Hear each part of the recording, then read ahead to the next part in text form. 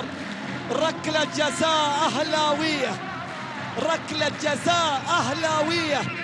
في لحظة الحديث عن ركلات الترجيح نحن مع الدقيقة 8 فيكتور سيموس على مصلحة التنفيذ لركلة جزاء أهلاوية.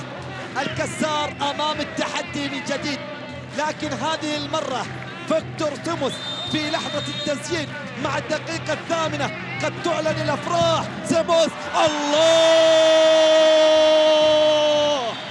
الأهلي بها من بدري، بالتحدي ما يختلف.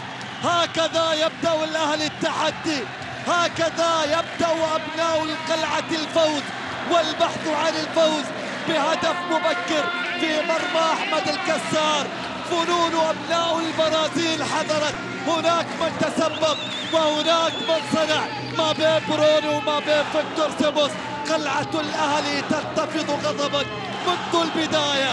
عشق للأهلي يحضر في هذا المساء، لأن فيكتور سيموس يضع كرة خرافية.